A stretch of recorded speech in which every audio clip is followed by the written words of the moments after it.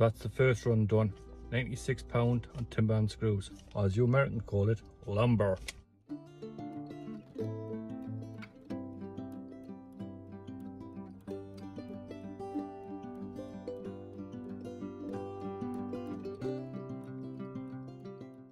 Well, that's the basic area cleared.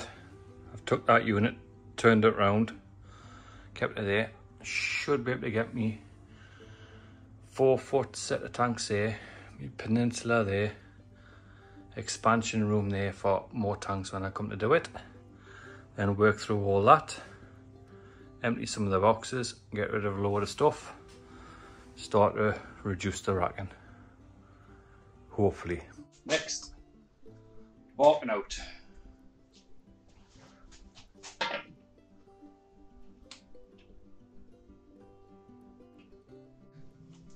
So that's my first line, everything works off that.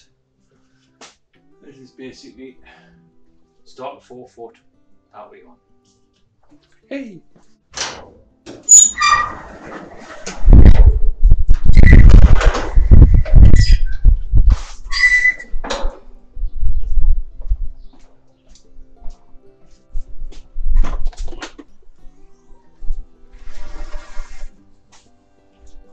In.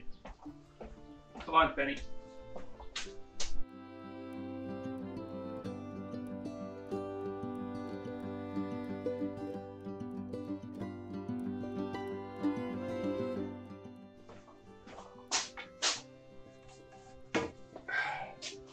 Pick a straight one for a straight edge. Seems pretty good. There it goes.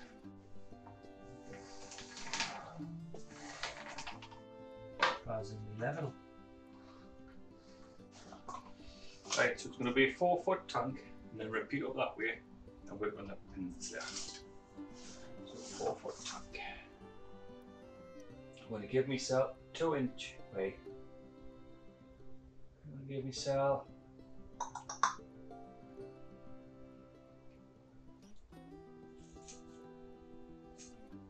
inch and a half.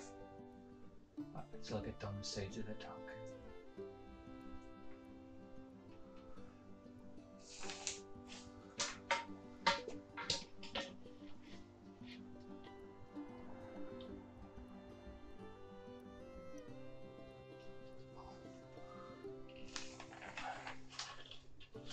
So the tanks are 500 high, but I want 300 above.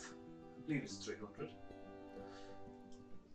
Above before I put the shelf in for the second tank.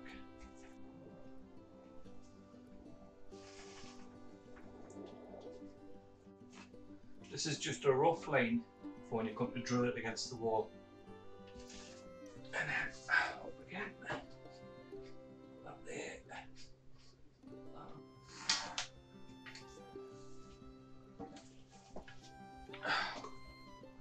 So that is the first tank space there. This is a planned out stage main, so this might change. I'm already having second thoughts about that distance there to there for one tank and there to there for another tank. Scrap that, I'm going down 2 inches.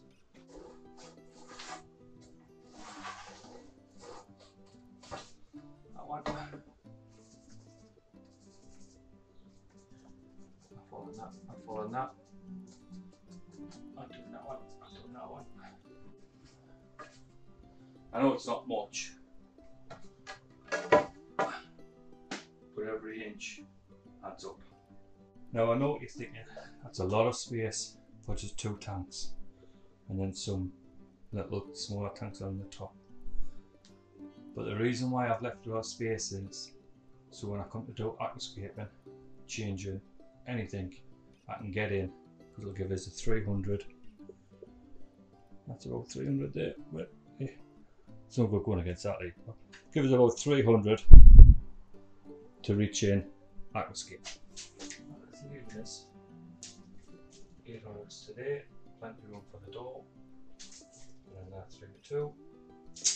Yeah, I'll leave this 800 there. Jump in! So now what I'm going to do is I'm going to use the 3-4-5 method. to come up square from the wall. So 30 inches to there. Alright. 30 inches to that line there. 40 inches from that line here. Up here. And then you want 50 inches from that line there. Well, that goes back down, of course. From that line there to that line there. With that mark there, it's that intersection there. Is the mark. Watch is going to be crooked down than a politician. And you just repeat that on that side, bring the line out, and then you go from diagonal to diagonal. The points. Make sure them are both the same to double check. And it's around about 600. I want to come off for 500 tank. There's room down the back and room off the front base plate to the tank. I know what you're thinking. If I'd have just used metal frames, I could have just knocked it up really fast. And yes, you could. But where's the fun in that? And then just check the diagonals. So we've got 54 and 5/8. And on this one we have 54, 5/8. Now then, just keep that in mind as we go along. Keep on checking. That goes there to the final size.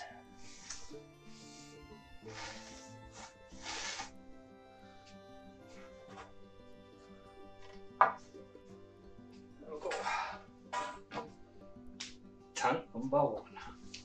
So I've hit pretty lucky here because the floor is really flat for a garage floor, but it's set back so it doesn't need drainage sort of stuff. But there's the peninsula there, 4-foot tank marked out, and there's the 4-foot tank there. One up the wall there, one a bit higher, a bit shorter. Time to start cutting and drilling. Had a quick shifty round. When I cut it all inside, first mistake made, when the garage door opens, it's going to hit the frame. So I'm going to have to be careful until I get the new garage door. We quick look around. Please be mindful of the train one cable that goes across today's function room. And if there is a smoke alarm, it's for the real thing. So if you'd like to make your way outside to the smoke hole shed. Right, first things first. Let's get one and use it as a template. Straight that way. Reasonable that way. What we're going for lengthwise.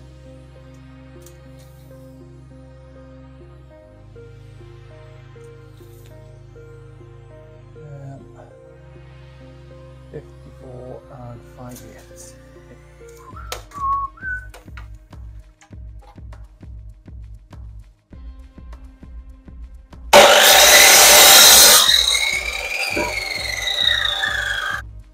Spot on.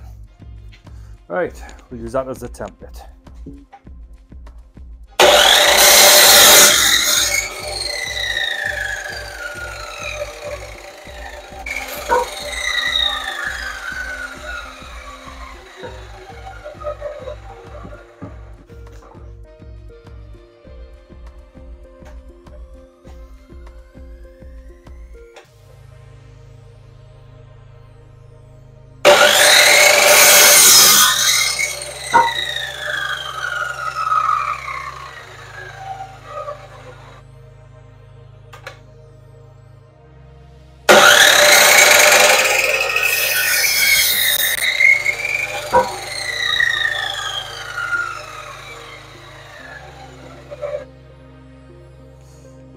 Pick a nice straight one.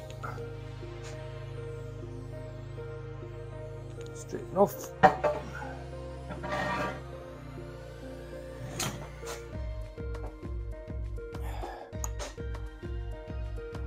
So just busy working on the bottom frame. Yeah, 2 frames. Work up from that. There.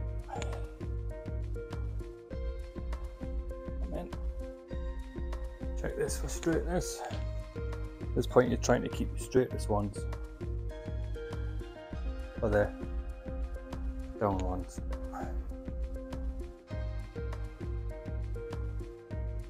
Oh, super straight that one. Keep that one. So what I'm going to do is I'm going to keep it off the back just a little bit, just to get rid of all the snaggy little bits. And if I need to run cables, I've got a cable tidy ready made right behind there. Tell you what, like, I've done a good job of picking these at the shop. They're all pretty good. Don't worry, I'll be cutting most of this out. But no, that compared to the rest. Right, that is the one. So that's the basic frame done for the outline on the bottom. Obviously, we're going to pack it off the bottom just a little bit, just to sort of any water coming, any spillages, seeping into the wood, goes and expand, goes in the tanks to crack. Right, that's the base plate done there. So we're going to glue and screw it all together and work up from that, here, all the way.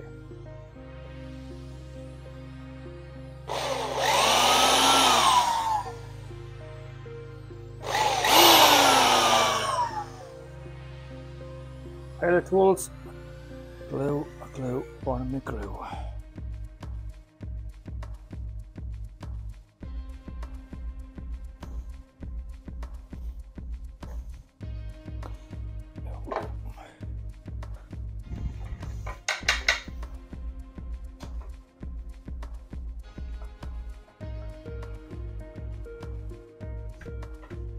Should really drill all my holes first, once I've done this, and then put the drill bit in my drill, the screwdriver bit in my drill. Perfect. Glue.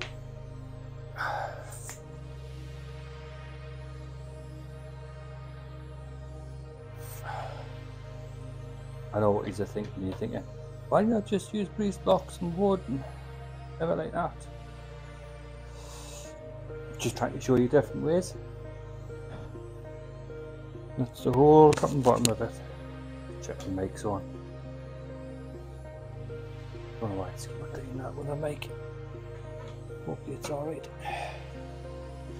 And then you stand in the way. You set the camera up there to show that, and then you stand in the way. Make sure it's just past flush. That goes like that.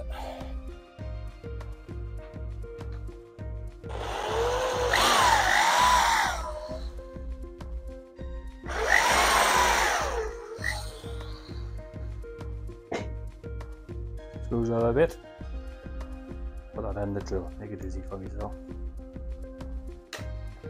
This is when you had wished you had sorted all your boxes out. Got all your tools in order before you messed around.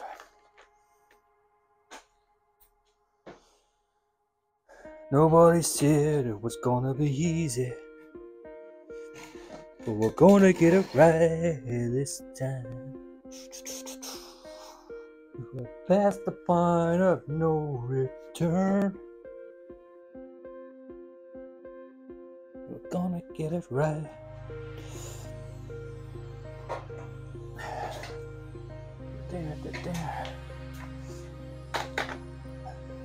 So this is where the mic decided to pack in, and I didn't realise, so I'll make the noises. Whiz! Only joking. It comes back. I did realise that it was this little mic. There's two of them, so I'll put the next one on. So stay tuned. I'll put some music in. And a time lapse of how the day went.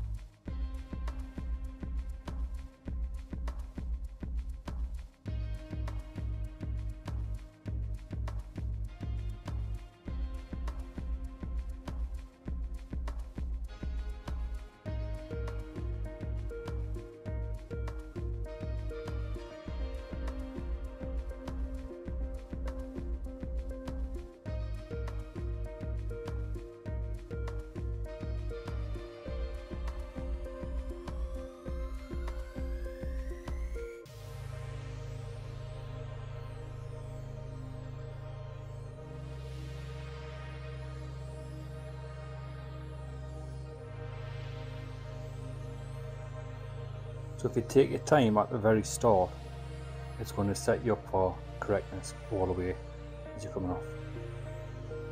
Like I said before, I know there's loads of different ways of doing it, and there'll be loads of ways I'm doing it wrong. But the good thing about joining me is hiding mistakes. That's how I learned. Hide your mistakes. A good joiner can hide his mistakes.